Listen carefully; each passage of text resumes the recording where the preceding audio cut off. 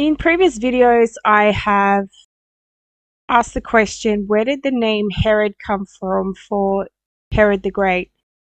And I believe I found an answer to this. I initially thought that it was because he was the hero of Rhodes. The official explanation says that it means hero from the Greek name Herodes, which probably means song of the hero, meaning hero warrior. Now, I don't know why Herod may have been called that. His father was probably more of a hero warrior than him. He was the first of his line to be called Herod. His father was Antipater the Idumean. I initially thought that perhaps his name came from the island of Rhodes, being the hero of Rhodes, because Herod actually saved Rhodes financially by donating a lot of money to rebuild the city and establish the Olympic Games there again. And he rebuilt a lot of their buildings and the Temple of the Sun God. So the fact that he rebuilt this temple is really interesting because it is through these priest kings of Emesa, who were Herods, that sun god worship was established in Rome. The priest kings of Emesa becoming Roman emperors, as in Elagabalus, who Constantine the Great was related to, and sun god worship from Babylon was established in Roman Catholicism at this time. It says here the importance of Rhodes in the New Testament period is attested by visit of Herod the Great to the island. Herod passed by Rhodes on his way to Brundisium in the 40s BC. After Antony's defeat at Actium in 31 BC, Herod returned to Rhodes to profess his loyalty to Augustus. The emperor confirmed Herod's rule and honored him. Herod rebuilt the temple of Apollo Pythias on Rhodes, so Apollo being the sun god. This is also linked to Mithraism, so Apollo was Mithra, but Rhodes itself was actually named after the wife of the sun god. The island has been known as Rhodos in Greek throughout its history. Similar sounding Rhodon in ancient Greek was the word for rose. Whilst in modern Greek, the also similar sounding Rhodai, Rhoido, refers to the pomegranate. It was also called Lindos. In addition, the island has been called Rhodai in Italian, Rhodos in Turkish. It says here, in Pindus Ode, the island was said to be born of the union of Helios, the sun god, and the nymph Rhodos. And the cities were named for their three sons. The Rhoda is a pink hibiscus native to the island. Diodorus Siculus added that Actis, one of the sons of Helios and Rhode, traveled to Egypt. He built the city of Heliopolis and taught the Egyptians astrology. So here we have this sun god worship. Helios, the sun god, linked to the priest kings of Emesa, and the wife of the sun god was Rhoda, or the rose. The rose cross, a symbol largely associated with the legendary Christian Rosencreutz, a Christian Kabbalist and alchemist, said to have been the founder of the Rosicrucian order. The rose cross is a cross with a rose at its center, which is usually red, golden, or white. It symbolizes the teachings of Western esoteric tradition with Christian tenets.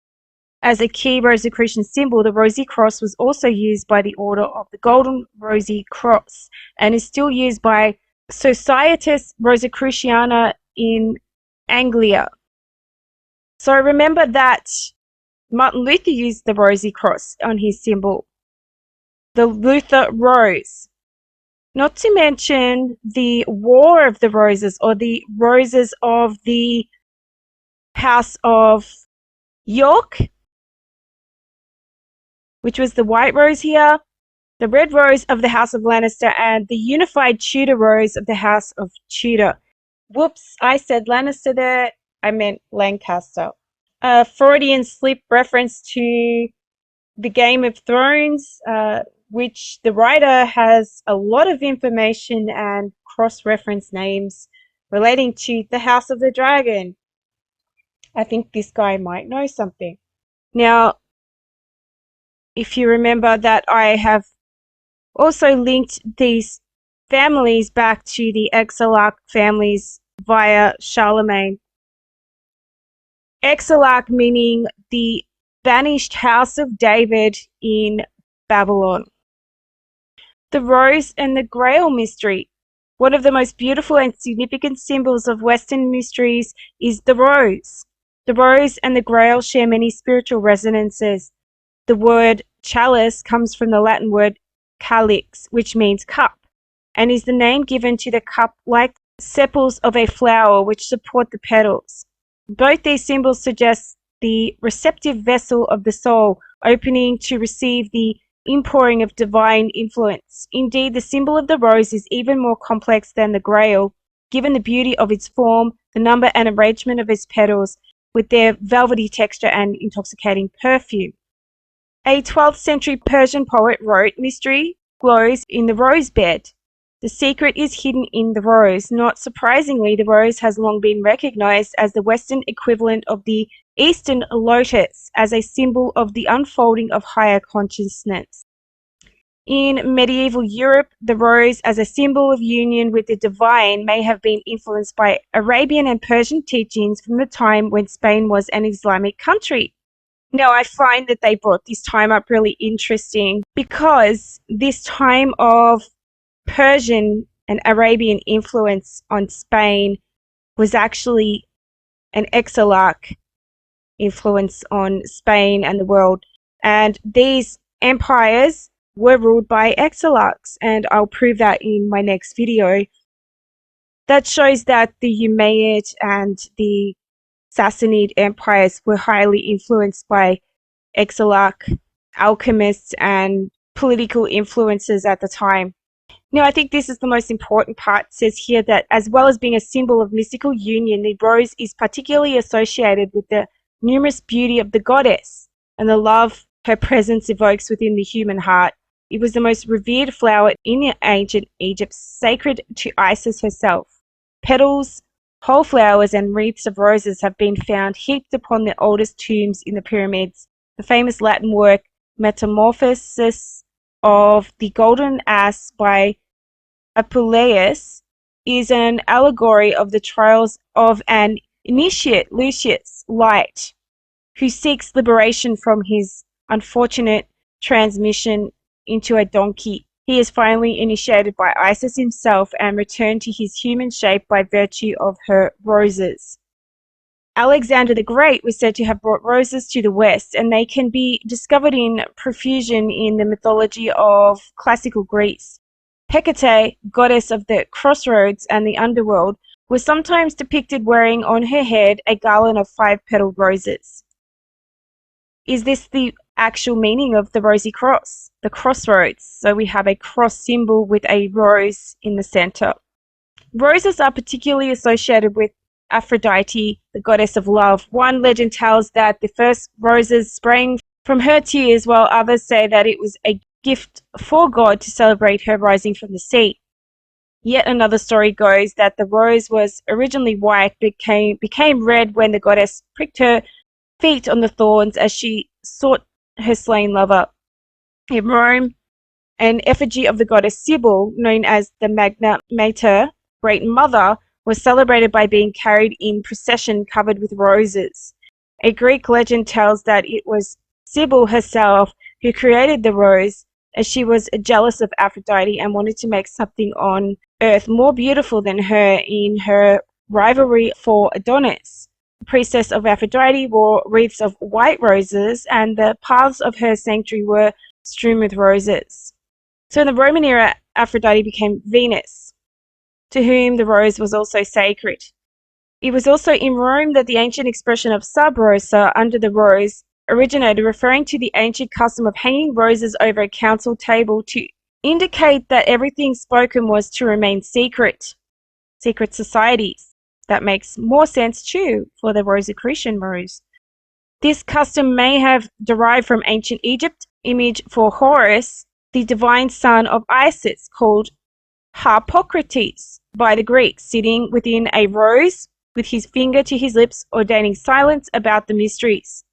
Pagan flower festivals were soundly denounced when Christianity became the official religion of the Roman Empire. The church fathers regarded roses as damnable because of their association with Venus, and even banned them from graveyards. The festivals continued in Germany for a while after, with the Rose Garden or Rose Grove being identified with the mountain of Venusberg, and witches came to be called visitors of the grove. So during the era of courtly love in 12th century France, when all these Knights Templars were popular, the rose became the chief symbol of the newly re-emerging feminine principle. It represented romantic love, and especially the beloved lady herself in many of the poems of the troubadours under Christianity. The foremost personification of the divine feminine was, of course, the Virgin Mary. So the chalice, or the Holy Grail, representing the womb of a Virgin Mary. And they like to replace Jesus with the Virgin Mary, who was a female of this line of David. And just a little story, I started watching a movie at Christmas time on Netflix, and it was about Mary, the mother of Jesus, and the whole movie had replaced the story of Jesus with Mary, basically saying that she was the chosen person. Here it says, Mary, her grace changed the world. Her courage lit the way. I mean, pretty blasphemous. So this way they're eradicating Jesus as being the seed of the woman, or the Messiah, and they basically replaced him with Mary. All the stories relating to Jesus in the Bible, they were referring to Mary as being this chosen one in this movie, and it was about 5 minutes and I turned the whole thing off because it was ridiculous and I didn't want my family learning this rot. So it was perhaps inevitable that rose became her special flower, as it had been for the goddess of old. The mysterious rose, sacred to Venus in earlier times, became the flower of the Virgin Mary, who herself became the Rosa Mystica. The temple of Jupiter Capitolinus became St. Peter's, the temple of Juno Lucina, the church of St. Maria Maggiore, and the processions honoring the Mother of God walked on rose petals, just as the processions carrying the images of the pagan gods had done. So Mary became the mystic rose, just as she became the image of the Grail. So she is the womb that carries the line of the Messiahs. Now, what they have done here is they have switched, in my belief, the line of David from Babylon, because the line of David had the divine right to rule in their minds, and that the Messiah would be born from this lineage. They didn't accept Jesus. Yes, the Messiah was born of this lineage. It was Jesus. But they didn't accept this. They pushed this lineage through all of these empires into Europe, in Arabia, in Rome. Their lineage ruled. This lineage is the Illuminati families that rule our world. This lineage is the line of David from Babylon. And there is historical and genealogical proof to prove that these families are this lineage of the line of David. They believe they have divine right to rule. They are aristocracy, but also they are these shadow people behind the Vatican, behind Islam. They are the dragon that give power to the two beasts that rule our political world and our religious world. Mary was given many rose names, including Rose of Sharon, Rose Garland, the Wreath of Roses, the Queen of the Most Holy Rose Garden, the Litany of Loreto, called the Rosa Mystica, the Mystic Rose. She was often addressed as the Rose without a thorn, because she was as pure as the original rose that grew in the Garden of Eden. She represents the woman, the seed of the woman, and we know that these people believe that you are one of them if your mother is one of them. And they married their daughters into the kings of the world and overtook these powerful families that have ruled us to this day. When everybody today is out there claiming it's the particular tribe that is ruling this world and blaming them, and now we're all being accused of being anti these people, it's not these people who are actually ruling the world. I often use an analogy. It's like the old man in the Scooby-Doo cartoons where they rip the masks off and it's one person and then it's another person, but under that mask it is actually the original person of the mask they had. If that makes any sense, we can't blame the people that Candace Owen is blaming right now. And she's a Roman Catholic, so she has an agenda. I think it is a Jesuit agenda. But she is blaming these people for ruling the world, and a lot of people are. These right-wing people are blaming the people whose name I don't want to mention and get banned or accused of being an anti-one of them. But at the end of the day, it kind of is them. Because when we rip the mask off, the real people who are ruling us are an aristocracy family that go back to these people in Persia and in Babylon. The tribe of David, the lineage of David. They incorporated a group of people from Ashkenaz to be their police force of the world. And these police force, they throw under the bus. These are the people we're blaming. So we are throwing them under the bus right now, and we are not pointing the fingers at the right people. We need to point our fingers at these secret societies, secret families, ruling the Vatican, ruling Islam, and ruling our politics. All of these people are related to the royal families of Europe, and they are related to the bankers of the world. They're related to the families that give their sons to the Vatican as cardinals and popes.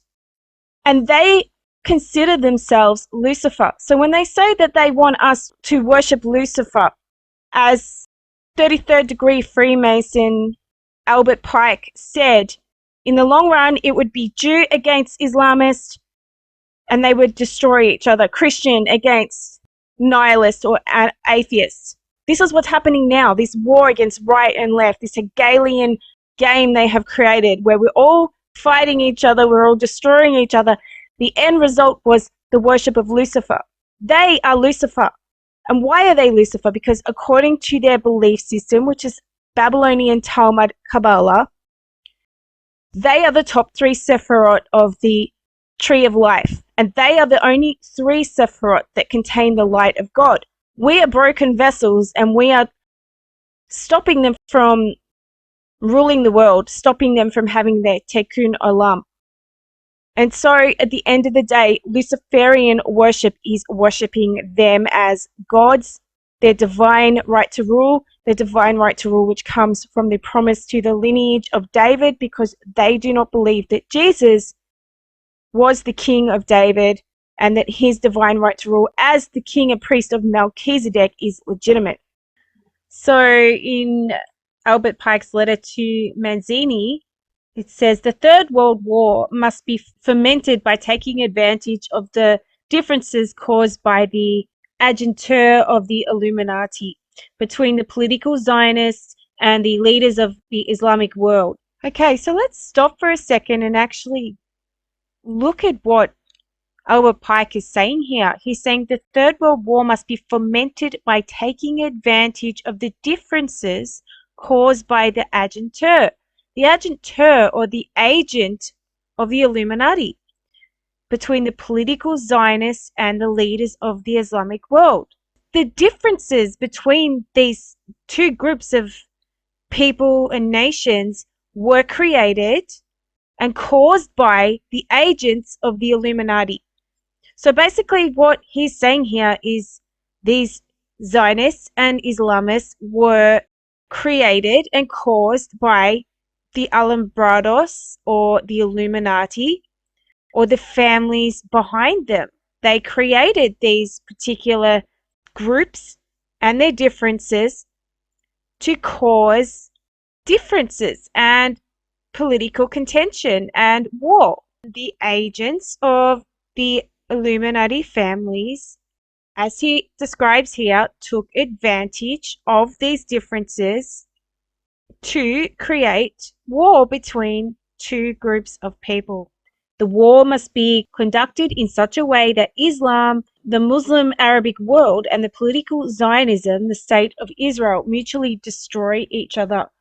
Then everywhere the citizens obliged to defend themselves against the world minority of revolutionaries, exterminate those destroyers of civilization, and the multitude disillusioned with Christianity, whose deistic spirits will from that moment be without compass or direction, anxious for an ideal, but without knowing where to render its adoration, will receive the true light through the universal manifestation of the pure doctrine of Lucifer, brought finally out in the public view.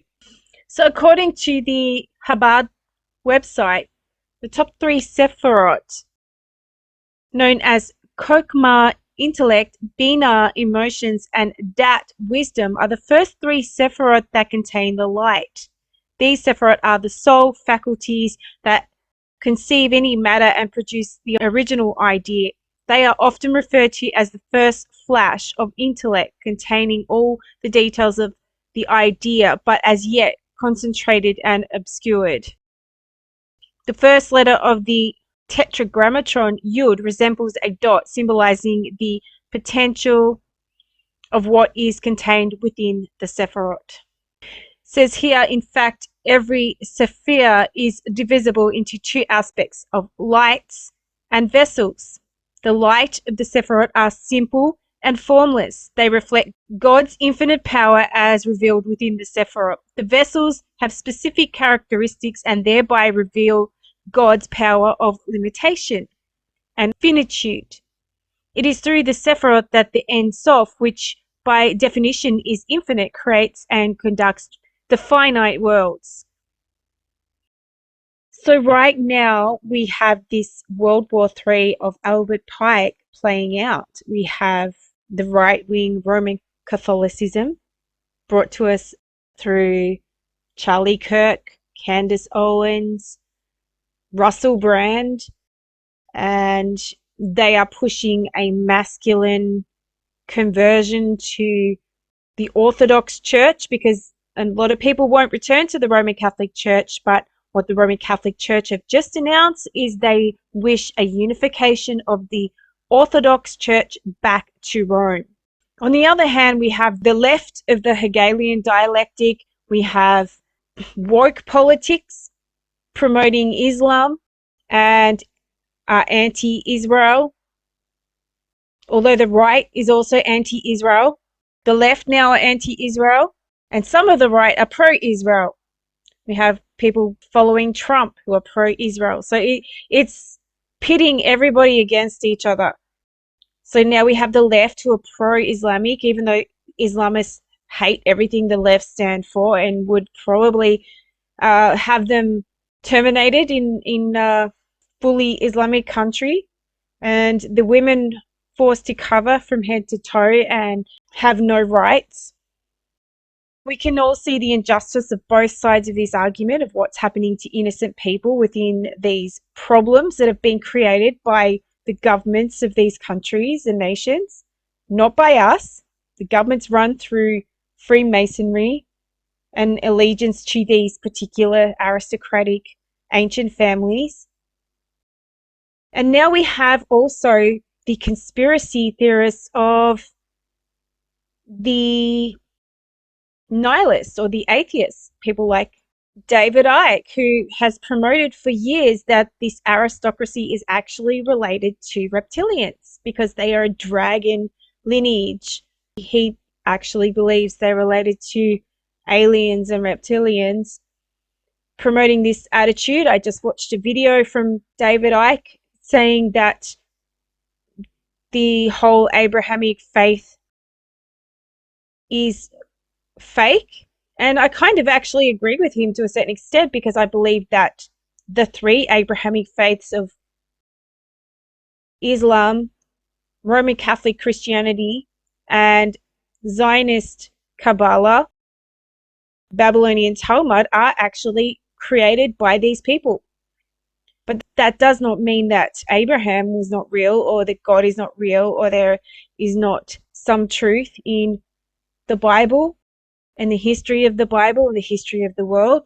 I believe this is a nihilist argument because a lot of conspiracy theorists choose not to believe in spirituality because they're very angry at the world. Or if they do believe in spirituality, they choose to believe a New Age spirituality, which is based on the same religion that these Exilach, Dragon, Illuminati families follow, which is Babylonian Talmud, the Kabbalah, going back to ancient Babylon or Nimrod. Yes, these people did create a form of Christianity called Roman Catholicism. It was the water that the dragon spewed forth, and the earth drank up. The dragon spewed forth after the woman, or the remnant of the church of Jesus. Its false doctrine is the water.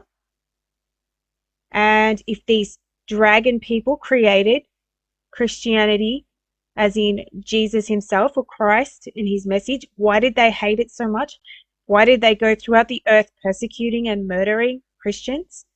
It's because the true message of Jesus gave autonomy to the people. We did not need kings and we did not need priests. That's the way God planned it from the beginning.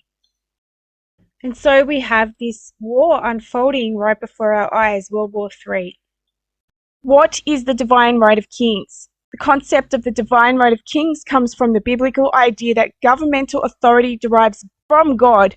Here is 9,000 word overview of what the Bible teaches about this topic. In the Old Testament, we see that God directly chose and appointed kings to rule over Israel. Although God actually warned Israel not to have a king, it is in the Bible that he told Israel that a king would basically curse them and that they didn't need a king. They still cried out for one. Saul, David, and Solomon all became kings because of God's sovereign choice. So divine warning through Samuel. Samuel detailed royal abuses, taxation, conscription, forced labor, and specifically, he will take your daughters to be perfumers, cooks, and bakers. These warnings paralleled ancient Near Eastern kingship practices attested in the Mari tablets and Amana letters, confirming the historical realism of the text. God laid out consequences so Israel could consent with informed responsibility. So God warned Israel about kings. And it's really interesting here because the first abuse of a king is taxation. Now, I've said that I believe the mark of the beast is having to bow down to a system of taxation. And why do I think that? It's because Solomon in scripture is associated with the mark of the beast. It's the number of a man. It's 666, and the king of Tyre gives 666 gold talents to Solomon as a gift, they say, but I believe it was a taxation because of the trading associations with the Silk Road merchant trade. Like the trade would come via Arabia up through Jerusalem and onto Tyre, where it would go on boats into Europe and the Mediterranean. And Israel itself was very lucrative from all these trading deals and embargoes. Now, what's also interesting is the Seal of Solomon is also considered a sign of the mark of the beast, with 666, the hexagon. And it would have seemed that these kings, the kings of the earth, the relation to the tribes of David have taxed the earth. And this happened in the Islamic empires where they tax people up to 98% of their wages if they would not convert to Islam. We know that the Islamic religion was started by exilachs of the tribe of David from Babylon, and that Muhammad was one of these exilachs. His wife was one. His handler was an exilach, and this whole religion asked Islamic people to bend the knee to the exilach. The caliph said that they had to bow down to the king of David because that was part of the Quran. So I believe that our whole world system is paying taxes to these people that believe they have divine right to rule, when my king is of the order of Melchizedek. His name is Jesus, and I do not bow down, or I should not bow down to a king of the tribe of the seed of the serpent, which is the dragon. Jesus called these Pharisees from Persia Parsis, Farsi being a language that came from Babylon, and it was called Farsi in the Persian Empire, but it was a Babylonian language, meaning Persian. The Pharisees were priests from Babylon. They were called the seed of their father, the serpent. That's what Jesus called them. Render to Caesar the things that are Caesar's, and to God the things that are God's. So the money, the gold, the coin, the tax belongs to Caesar. And in this day and age of the little season of the dragon, it's the same thing. The economic system belongs to the dragon, and we have to give it its tax. And that mark is either in our forehead, so we think along with this beast system, or it's in our hand and we don't think within the beast system, but we act within it with our hand. In John 18:36-38, Jesus answered, "My kingdom is not of this world. If my kingdom were of this world, then would my servants fight, that I should not be delivered to the Jews. But now is my kingdom not from hence." Pilate therefore said unto him, "Art thou a king then?" Jesus answered, "Thou sayest that I am a king. To this end was I born, and for this cause came I into the world, that I should bear witness unto the truth. Every one that is of the truth heareth my voice." Pilate saith unto him, "What is truth?" Well, the truth is, Jesus' kingdom isn't of this world. It's not this matrix system that we are living within, this beast system. His kingdom is within us, in our heart, and we have a different mark in our forehead. We do not think in terms of the mark of the beast. So here it says in the Old Testament, we see that God directly chose an appointed king to rule over Israel because they'd asked for a king. Saul, David, and Solomon all became kings because of God's sovereign choice. God even made a covenant with David, promising that his throne would endure forever through his descendants. And it most certainly has.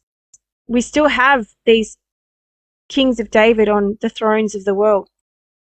So in the Old Testament, it was clear that kings derived their authority directly from God's appointment and choice. So any king that declares divine right to rule is a descendant of the tribe of David, and this is what they are declaring, that they sit on the throne of David and they have the divine right to rule via God. However, the Old Testament also makes it clear that kings were subject to God's laws. God was the ultimate king over Israel, and human kings were meant to be his representatives and follow his rules. When kings disobeyed God, they were rebuked by prophets and eventually faced God's judgment if they continued in sin and idolatry. So Old Testament kings have a divine right to rule only as long as they continue serving faithfully under God's authority. So the New Testament does not give governments absolute authority. When the Jewish leaders ordered the apostles to stop preaching the gospel, Peter declared, "We must obey God rather than men." And Jesus taught that his kingdom was not of this world, making it clear that human governments have limited, not absolute authority. God even made a promise to King David about establishing his throne forever, saying, "When your days are fulfilled and you lie down with your fathers, I'll raise up your offspring after you, who shall come from your body, and I will establish his kingdom. He shall build a house for my name, and I will establish the throne of his kingdom forever." Now, God's talking about Jesus here, but these people don't believe that Jesus was the appointed king. So they believe that it's their throne. This shows God's direct involvement in establishing and ordaining kings to rule over his people. So we know that the rose symbol is the same as the lotus symbol. It says here, Isis and the sacred lotus, resurrection and rebirth in ancient Egypt. The story of Isis and her association with the lotus is a significant part of ancient Egyptian mythology and symbolism. Isis, one of the most important goddesses in the Egyptian pantheon, is particularly linked to the blue lotus. Osiris, Isis' beloved husband and brother. was killed by his jealous brother Set. After Osiris's death, his body was dismembered and the pieces were scattered throughout Egypt. Isis, the goddess of magic, wisdom, and motherhood, embarked on a quest to find her husband's body parts and restore him to life. She searched tirelessly for each piece. One of the key moments in this myth is the discovery of Osiris's phallus, which had been eaten by a fish and carried to the shores of the Nile River. In some versions of the story, it's a sacred fish called the Lepidotus that consumes this part of Osiris.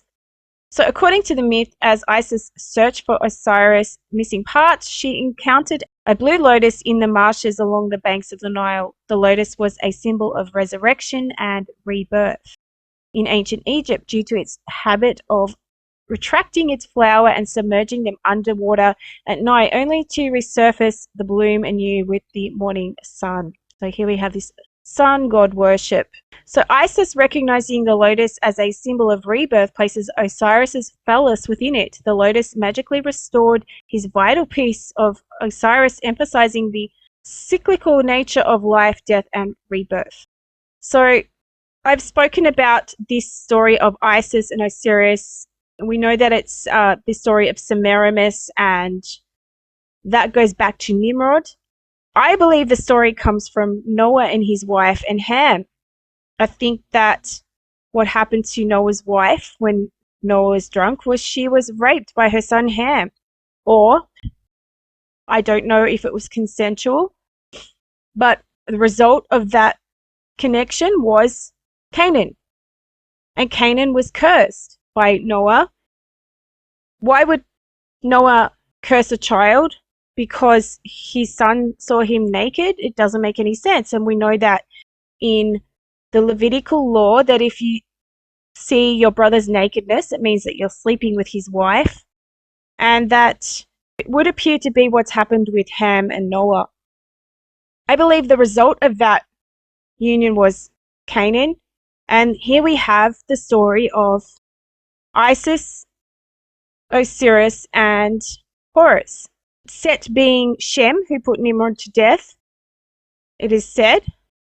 But here we have this lotus representing the out of the waters of the flood, from the murky bottom of this floor of the river Nile, or out of the waters, this flower, this mother goddess religion emerges again through the genealogy of Canaan, the child that is born to Ham, and Nimrod being a descendant of the line of Ham.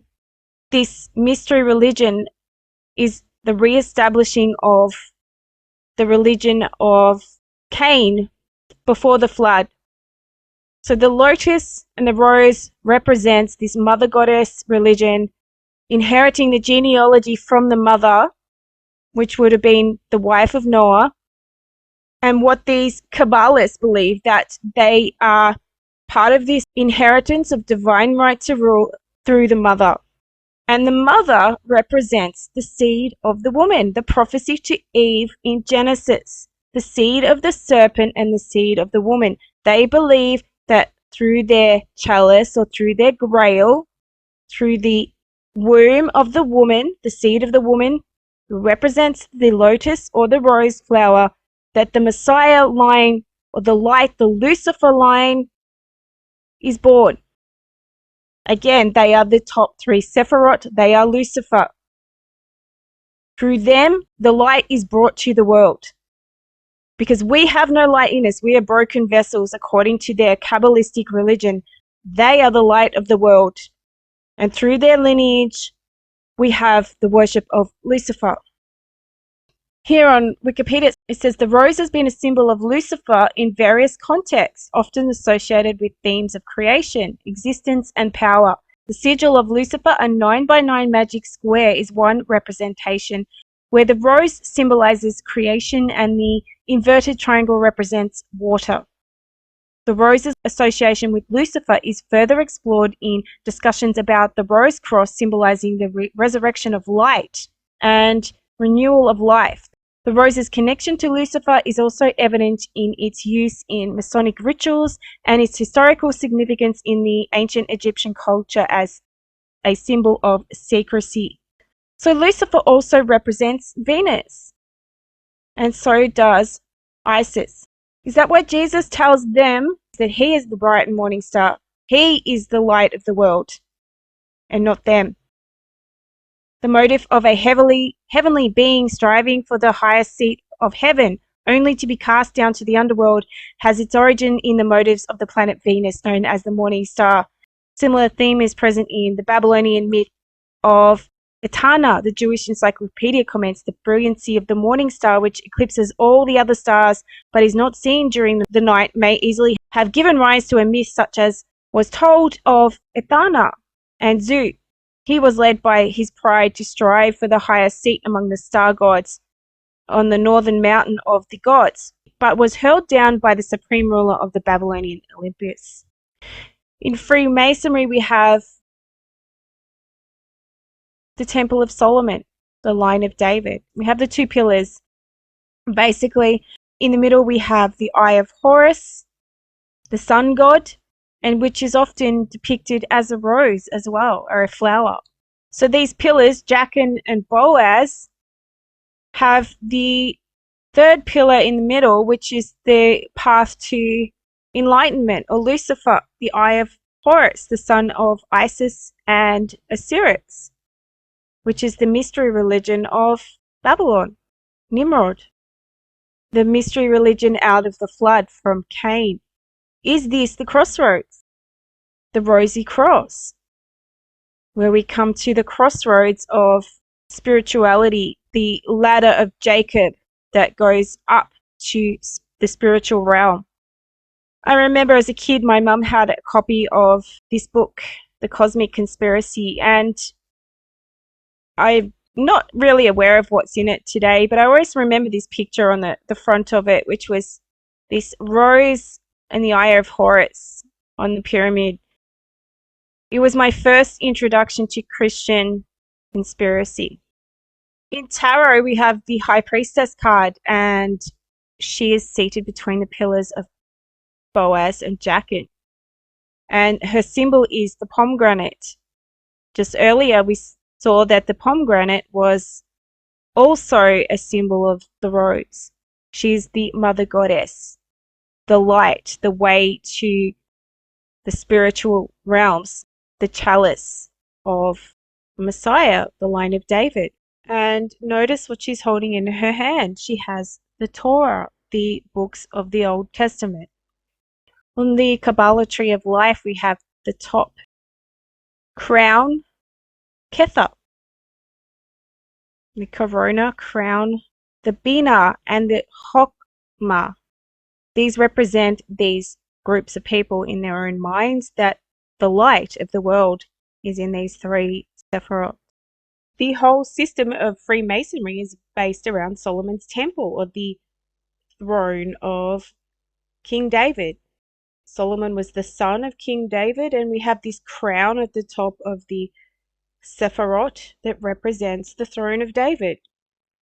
Herod the Great's sarcophagus had a rose symbol carved into the stone. Here is an image of Herod the Great's sarcophagus and the rose symbol here. It is a reddish stone sarcophagus decorated with rosettes and palmettes, showcasing an opulent but restrained style. The sarcophagus was discovered smashed into hundreds of pieces, suggesting it was destroyed by Jewish rebels during the Jewish-Roman War. Despite the destruction, the sarcophagus is believed to have held King's body, making a significant discovery in the study of Herod's legacy and the history of ancient tombs. But it's interesting, it's a reddish stone. Now we know that Petra, the city of the Nabateans, which was where Herod's mother was from, was called the Rose City. Petra is an ancient city and archaeological site in southern Jordan, famous for its rock-cut architecture and water conduit system. Petra is also called the Rose City because of the color of its sandstone from which it was carved. So I'm guessing that Herod's sarcophagus was actually made from this stone because his family lineage comes from here. So Herod's mother was Cypros the Nabatean. And I've discussed this many times in my videos. But I have a point today of going back into all of this, and it's my belief, although there's no historical genealogy for Herod's mother, that she was a descendant of this tribe of David from Babylon.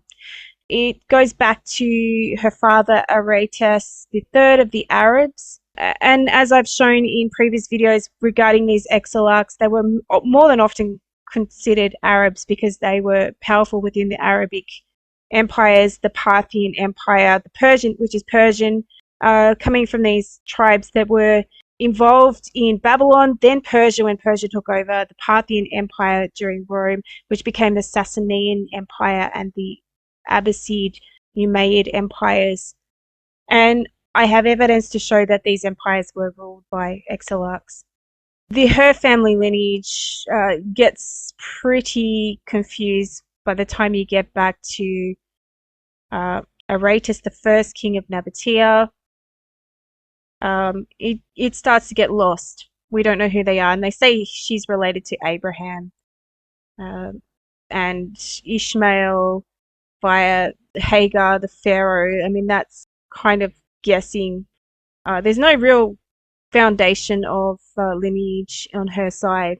So Nicholas of Damascus was Herod's personal historian. He was Greek, although he did show a Jewish preference. So it's a good potential that he may have been a Syrian Jew from Babylon, I'm guessing. He says here, the question whether Nicholas was a Jew or a Greek has been much debated in scholarship.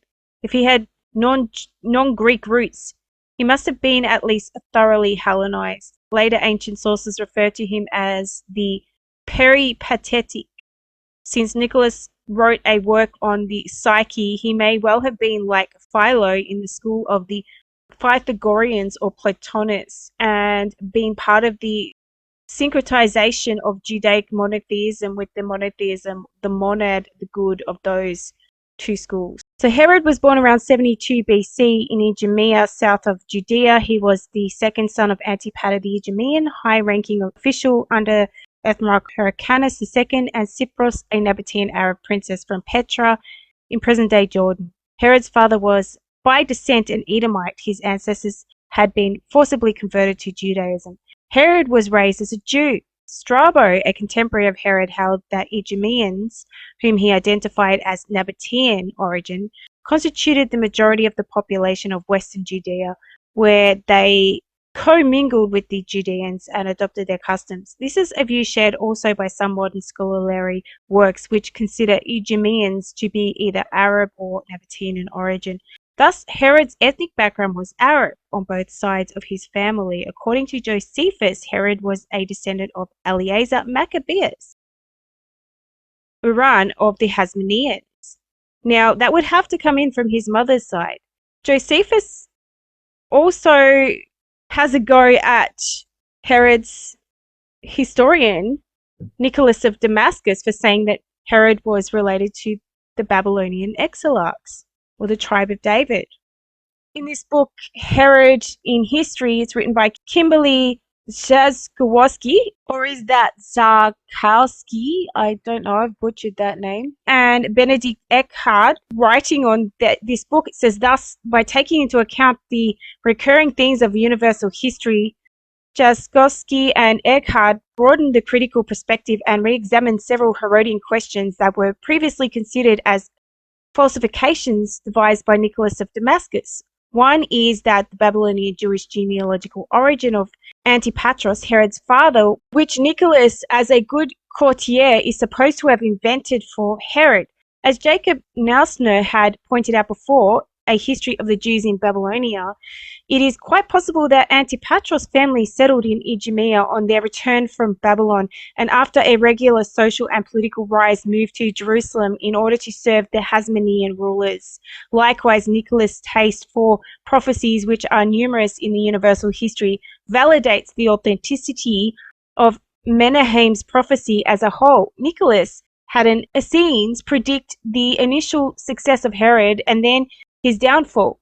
In the universal history, Nicholas creates a model of an outstanding political leader capable of putting an end to serious crisis, as did Augustus and Herod. on whom the historian confers parallel destinies. So Nicholas of Damascus, which I did find on Wikipedia, wrote in his histories that Herod was related to the Babylonian Jewry, and here it's saying via his father. I also think it would be via his mother as well, through these merchant families in Nabatea. And they are saying that this is false. I can't find this on Wikipedia now. I can't find it anywhere in Google. I had to Google Scholar this in this book, which I might actually purchase. And basically, this information is extremely hard to find for some reason. I do have it recorded on previous videos where I read this out from Wikipedia.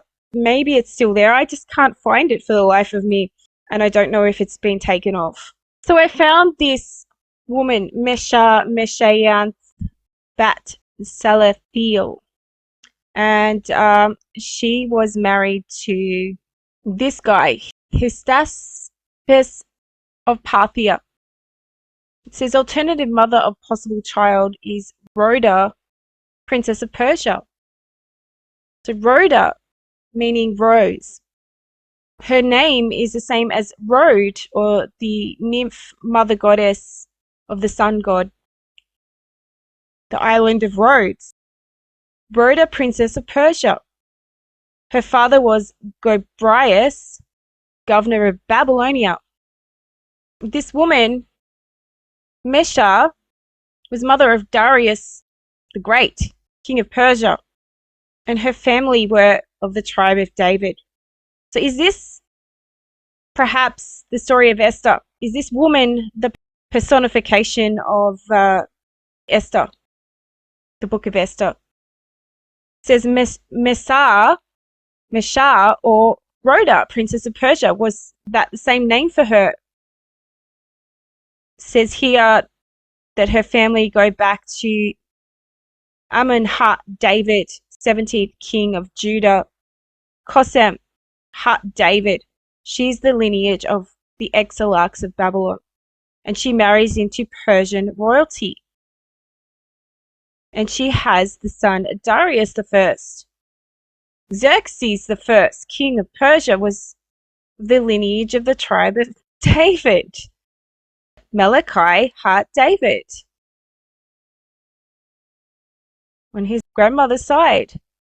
I believe this is the rose line through the woman, because according to Babylonian Kabbalah, it's through the woman that you inherit your Judaism.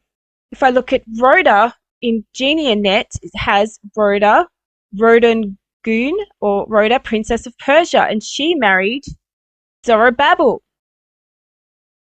Zorobabel was the 8th governor of Judea, 3rd exilach in Babylon, 1st patriarch in Jerusalem, and prince of Judah. Now, what does Acts 7:43 say about the kings of Judah?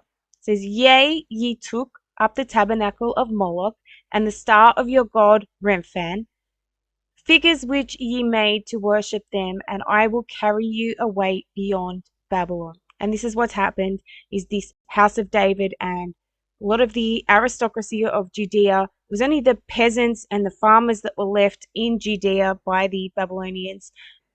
The others were taken to Babylon, and they were held up there until the Persian kings freed them.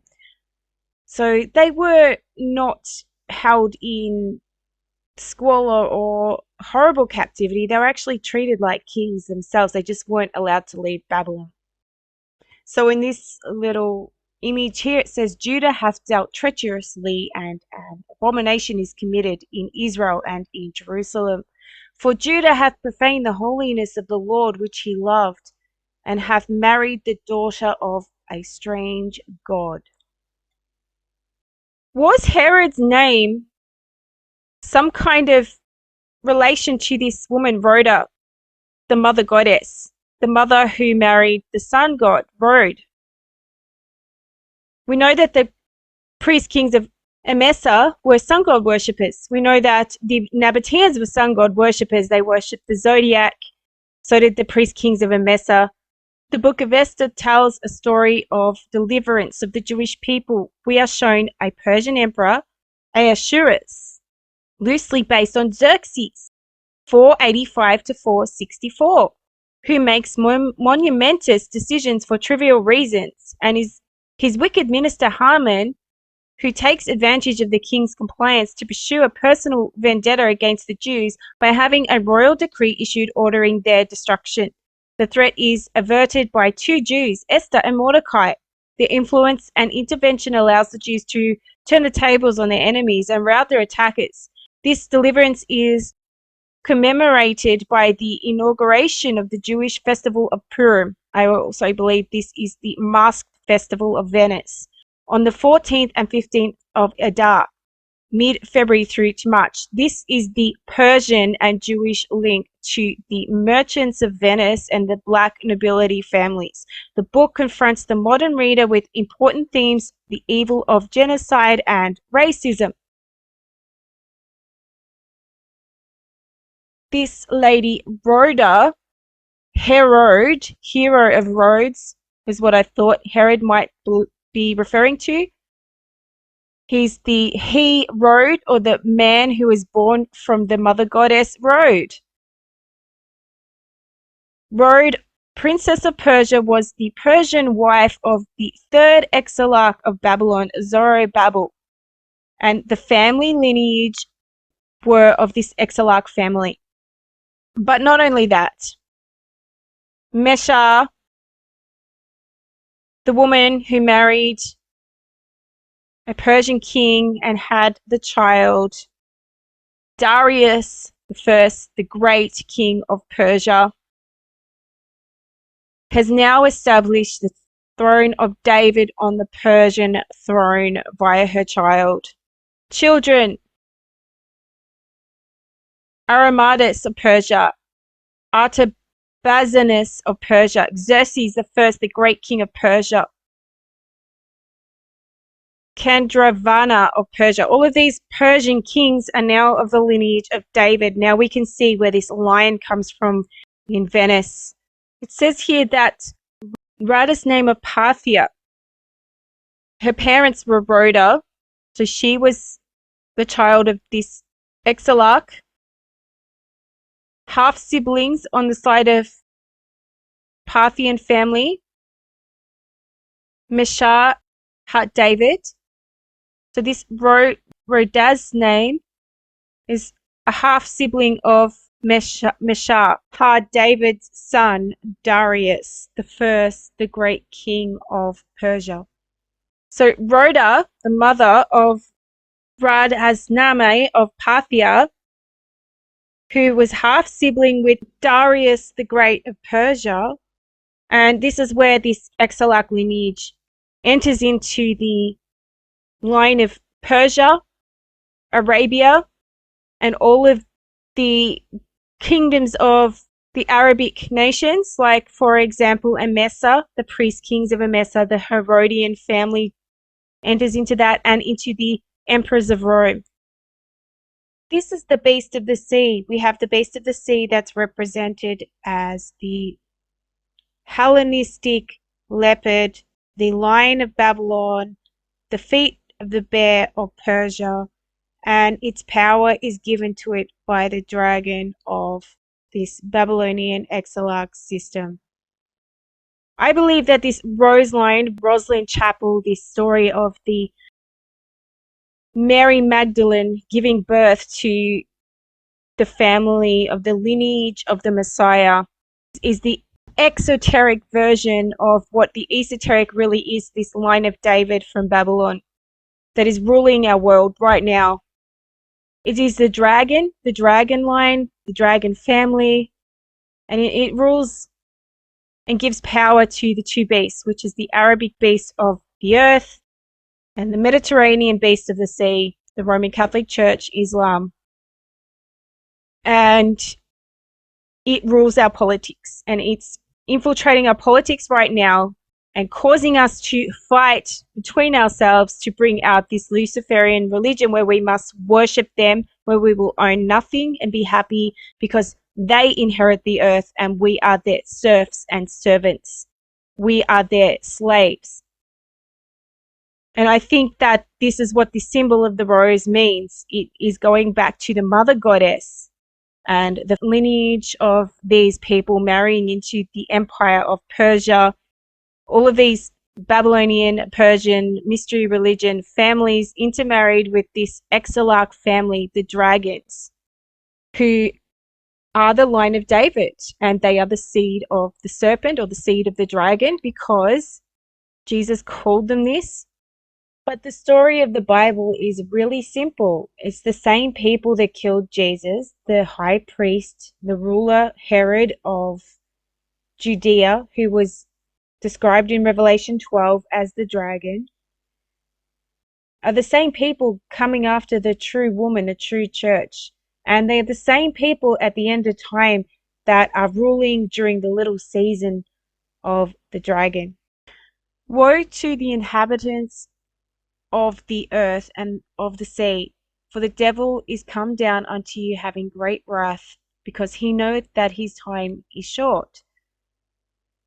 The other word for the devil there is dragon, and they have been cast out of the kingdom of heaven, which was the temple in Judea, and out of the political system, Israel being considered one third, along with Assyria and Egypt, that's quoted in Isaiah, one third of heaven.